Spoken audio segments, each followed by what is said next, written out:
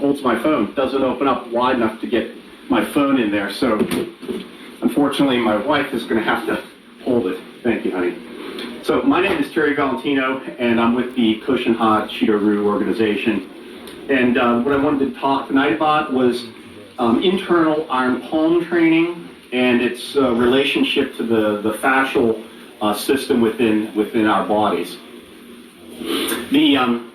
How do I come about this? I've studied Chito-Ryu for about 46, 47 years, that and Clisthenic Jiu-Jitsu, and in 2000, I met a man named Zhang Yun, who is a Taiji Bagwan Xingyi teacher, and his student, Strider Clark, who teaches Tongbei Quan. These are all Chinese internal martial arts.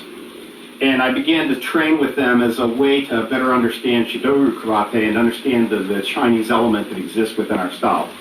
So along the way, Strider Clark, who is the Tongbei teacher, taught me the iron palm method that he learned from his teacher, Zhang Yun, as well as his teacher in China, which is Master Wang Pei Sheng.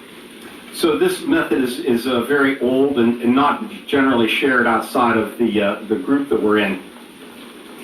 So the idea of iron palm training is to develop your striking weapons or your different parts of your body in a way that makes them very powerful and strong. And there's a difference between the iron palm method or conditioning methods that external martial arts use, which would typically be, most karate. I think Chito-Ryu has an internal component to it, which is what we're, developing in our group. But the external way is like what we're used to, which is, you punch the hard makiwara, and James Hatch was saying, you have micro fractures in your knuckles, and your knuckles get, calcified and deformed, and then you can hit things really hard, but you can't play the violin. So the internal methods are softer, and they rely on a different process within the human body. So what the relationship is that it has to do with the fascial network, the fascial web that covers our bodies. So I want to talk about the training method and the parameters of the training method as it was taught to me by Strider Clark, and then also talk a little bit about my understanding relates to this topic, so that there's sort of an understanding of why this works. So it's not just enough. I do know for a fact these methods absolutely work. The question is why, and I was always curious about the reasons behind things, and not that I don't accept things when people tell me, but I like to know why. So I collaborated with a man named David Lasondak, who wrote this book, Fascia, What It Is and Why It Matters. I developed a friendship with him and a collaboration to understand how the fascial web works in our bodies and what its relationship to power and speed is. That, in conjunction with my teacher, Zhang Yun, who wrote translated the Taiji Classics, which is a monumental undertaking. So there's the Chinese way of explaining this and the methodology, which is sometimes cloaked in language that's very familiar culturally, but not to Westerners so much, and the terminology that they use is from traditional Chinese medicine. So what I tried to do is to have those guys collaborate and help me to understand the physical process that makes this work, and also hopefully what I'll be able to do is to give you enough information to impart some ideas about how you can impact your karate training and your Chito-Ryu training by using these principles. So it's very important to be able to strike hard. In a lot of cases, as I said, we hit with the knuckle, we hit really hard like that, but there are all kinds of other striking areas within the body. And to be able to impact somebody very forcefully, you have to have your hand be able to withstand the force that you generate. So the idea of developing an iron palm, that's the term in any, the iron arm, iron fingers, the idea is to be able to have your body develop in a way that becomes strong when you strike people. So the difference between the external methods is and this is the difference, and this is very, very generically, internal martial arts, external martial arts. External martial arts try to develop your natural ability to a high level. So they try to increase your flexibility, they try to increase your strength, they try to increase your cardiovascular ability, your reflexes. So those are things that you already have that they develop to a high level, and then you can become, a world-class athlete in that regard. The internal martial arts try to transfer the emphasis on power development from what I understand to be the fascial network. So we'll talk about what fascia is. So that the methodologies are not exclusive to one another, so that someone who has good physicality, good physical qualities, strong, fast, when they add this component, you will elevate yourself to a high level. And the opposite is also true. Someone who just trains in the internal method but doesn't have the physical conditioning to back up the internal qualities, they will also have a problem when it comes to a fight. So combining these two is very important, but the internal part is the part that most people don't understand or don't spend enough time trying to cultivate. So this method, the idea is to, as Sensei Giffen talked about last week with the dropping force and being able to relax, that more power comes from relaxing and not having the braking system go. So one of the things that this training from the very basic level, so I've got some cement blocks and a surface. You can do this with, this is a gi pant leg sewn together with mung beans or chickpeas. So anybody, you can do this. I've also got, Excuse me. Use a focus pad so you can strike this, but this is traditionally, this is probably the best thing. So the idea with this training method is to slowly develop the capacity for your hand to become harder and stronger. So the first stage of this is to just get where your bag is and just drop your hand. So learn what it's like to just like cut the string and drop. So this is harder than it may seem for a lot of people, because either they push it down or they tense and drop it. So just being able to start learning how to relax, feel what it feels like to relax, and then eventually to start learning how to relax everything. Just drop, drop, drop.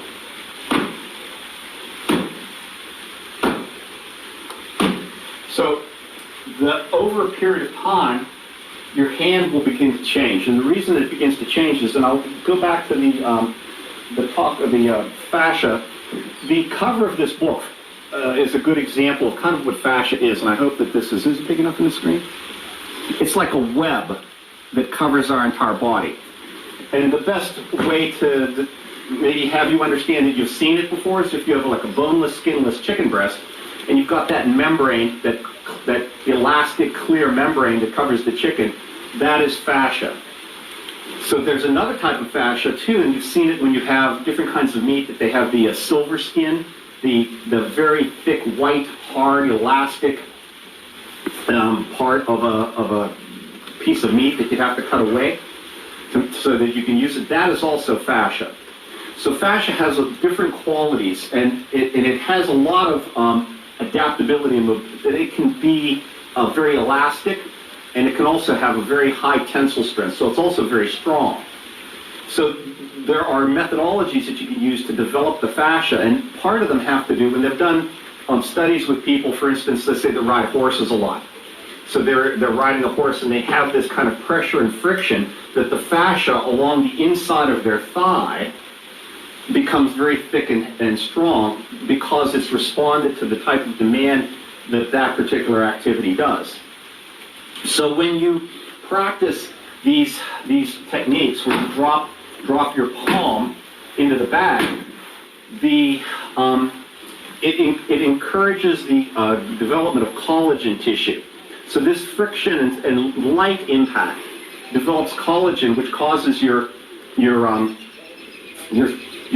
fascia to thicken, and then become, again, more elastic, more strong, so that you're not just hitting somebody with just the little bones in your hand or the skin, but it actually becomes like a taunt web, if you will.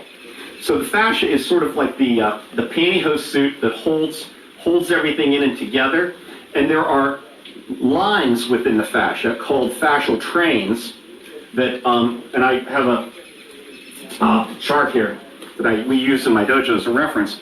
So this is the superficial front line. So if you can see that the fascia starts from the throat area, jaws, goes down and all the way down to the front of the legs. So this is, let's say, this might be considered the silver skin. Okay, so there's the fascial web which covers everything and it goes through your muscles and holds your organs together. But then there are these pathways that are thicker and they're within us in order to facilitate movement and power and speed and coordination. So the method of that we're going to talk about, which has to do with internal arts, but also with the iron palm, has to do with creating tension within the fascia. And when you hit someone, it's not like maybe in most situations people would look at a punch as a series of hinges, you know, which hinge, open up, tense your muscles, make the hinges. If you're strong, if you have white twitch muscle fiber, you can open these hinges. The fascia tries to develop the capacity to use this elastic quality so that it requires less muscular strength, but it has this snappy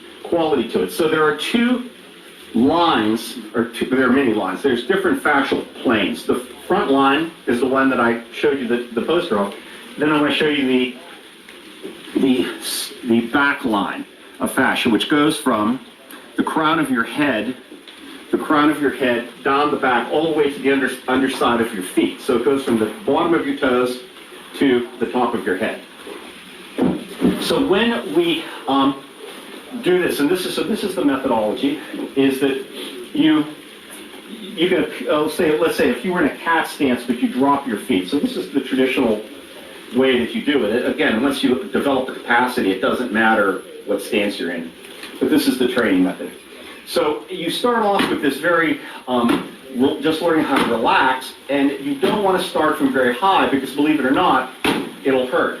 And you don't want to damage yourself. So you want to do this for quite a while, just get this very relaxed feeling, learn what it feels like to relax, and then you can start dropping it from a higher height when you drop down. The bag, as I said, can be filled with beans or chickpeas and something that is somewhat cushioning, but also creates a little pressure and friction across the palm and the back of your hand so that it begins to get the collagen to develop. So after you do this for a while, if your hands get strong, then you can strike a harder surface because you've trained your hand and it's become thick. It takes so that the traditional methodology is to practice this iron palm technique for 100 days. When I talked with David Lasondak, who wrote this book about this, he said that fascia begins to remodel. So when you place a demand on it, it will either become more elastic or thicker based on the demand that you're placing on it. And it usually takes between 6 to 9 months. He said remodeling is noticeable in 3 months. So it's kind of interesting to me that the correlation between the traditional Chinese methodology and the science that David's been able to show is that about 100 days worth of practicing, your fascia will begin to change and remodel. Doesn't mean you have to stop then, but that's when you'll really notice something. So, talking about this method, if I'm in this particular stance, what I want to do is I want to reach up with my hand closed, and I want to think about the sole of my foot, my inguinal area, the axillary part of your armpit, and then the palm of your hand. And you want to feel, if you can learn to develop a feeling that there's a line of stretch, because you're stretching the front line of your fascia. So I've made a really bad model of this. So if you look at this is your body. So there's the front line and the back line of fascia. If you pull one, it tips up this way if you pull the other. So what we're striving to do by raising up is have this happen so that you get a compressive pull down. So when you come up this way, you want to feel this stretch along this line, and then all you do, you feel the stretch, you just relax. So you stretch and relax. In order to have the balance so that it's not like this, but it's equal, you want to do this. There's a particular posture, like a way of holding your body that is consistent through all internal martial arts, and that is to feel like the crown of your head, your byway, which is the attachment point for the back line of fascia, that your byway is going up. So you want to tuck your chin in and feel like you're getting taller, not this way, not head forward, but tall this way. And you want to have your tailbone, bend your knees and have your tailbone, which normally sits backwards, sink down a little bit. So you've got this pull happening. If you reach up and you're doing that, you can still open up on the front. So you see your rib cage opens up. So what you want to do is to use the front line of the fascia, which comes down through here. So when you're in this position, you want to pull your abdomen a little bit, pull your rib cage down. So when you have this happening, you can feel tension across your back. So when I reach up like this, back feels okay. When I pull my rib cage down, I feel a pull in my back, which is the fascia being put into traction. So when you're up here in this way, byway's up, crown of your head is up, tailbone's down, belly button's pulled in, ribs are down. You feel this stretch vertically, and you're not tipping either way. So you're stretching out the fascia on the front and the back, and then you just release elastic quality. You drop vertically. A lot of people that do iron palm training, different styles, internal, external karate, will they lean forward and they're dropping. But there's only so much of my body mass that can go into here unless I'm capable of lifting myself off the ground. So to be able to deliver internal power, you've got to be able to, so that, again, then your whole body weight is transferred into your hand vertically. Jen wants to know if you could share a picture of that chart right now. Here. Who does? So put my glove on. Here. Okay. Who wants to know? Jen. Okay, Jen. This, let's see, we'll do this here. So, superficial back line attaches from the top of the head and goes to the sole of your, and the superficial front line, which goes from the front all the way down to the bottom. And we're going to talk about this next one, which is the spiral line, which crosses in front of your body and also crosses from right shoulder across to the bottom of the left foot and over. This poor light can't be that light. Okay, here you go. Can you? So, all right, back to Virginia and I to try to get the question to me as I'm talking. So you're going to have this equal front and back pull, and then just relax, dead weight. Pull, just relax, dead weight. When you pull up, your fist is closed. So when you're at the apex of your reach, what you want to do is to feel like your knuckle, this center knuckle, is being pulled up.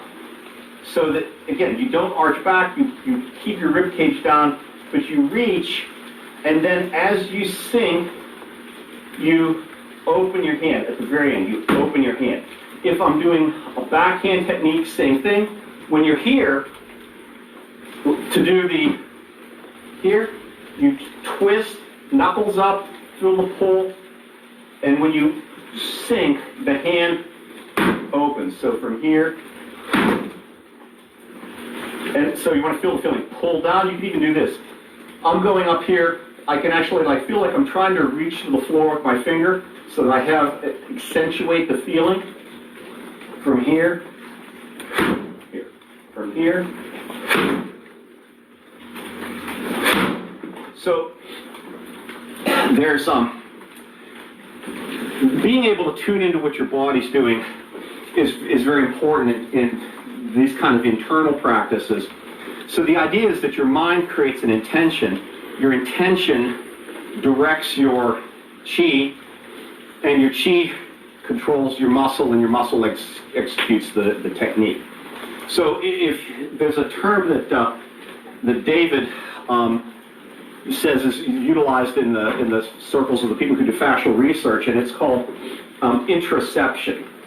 So introception is a way to know or to feel what is going on in your body, to be able to feel your heart rate, to be able to accurately count the pulse rate, to be able to actually feel in a real way what the nature of the fascia is when you're moving. So this is where people take, lots of time. They do qigong postures. So it's not just standing there and something magical will happen.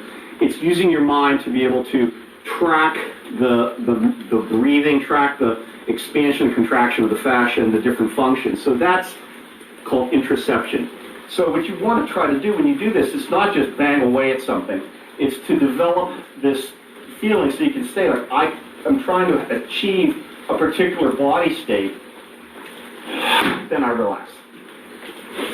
If once, and this is after quite a time of practice, you want to accelerate the drop. So like I said earlier, in this idea, this model here, so what I want to do is if I pull this up and it's anchored at the bottom, it goes down. So when you're in this position, the beginning for the long period of time, you just relax. You feel the stretch, and then you just allow the natural process to take place. Later, you can accelerate this by breaking at the ankle and the knee and feeling like you're pulling, like the rubber band is stretched and you cut it from the top. So from here,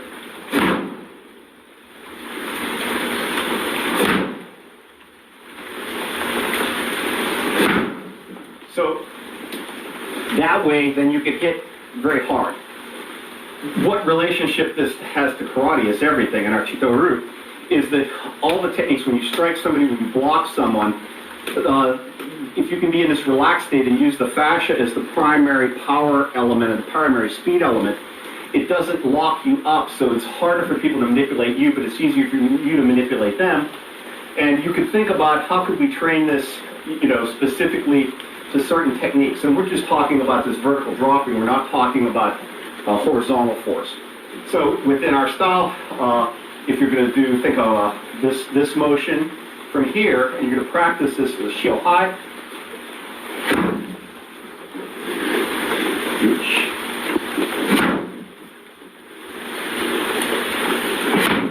or from here, Kusong Ku.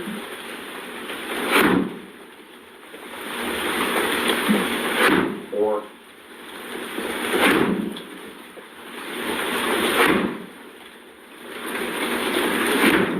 so on that, or Pasai. And this is, once you develop the capacity to be able to pull these lines, obviously you don't get in a fight with somebody and come up here. So if you can come and you can get this happening, then you can, like in Pasai, so you can get that kind of dropping force. One more thing that I could, two more things, could talk about is how do you develop the fascia in a way that that trains it and creates the elastic speed quality. So we've got a couple things. Oh, I forgot to mention this. So when we do this, and I didn't do it, is before you do this training, there's a liniment called Di Da Jiao, and it's traditional Chinese. My daughter made this for me. She went to Chinatown in New York and went to a Chinese herbalist and got the special formula to make this. This is the commercial variety. I don't know if any of you have ever been to any stores where you can get that.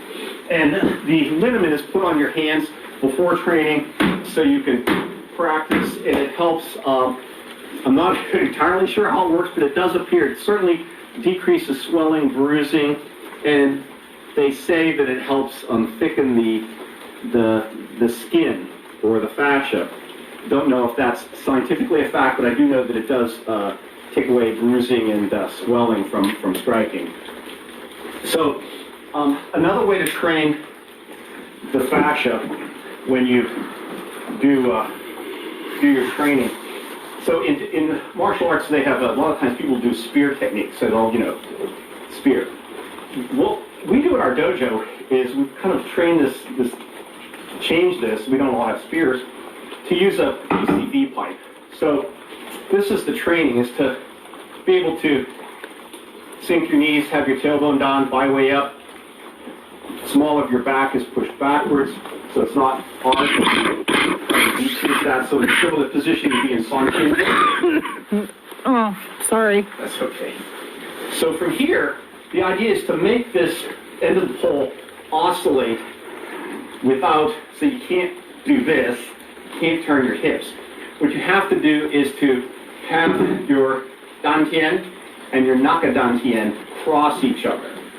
Okay, so this is something you can get yourself this. So from here,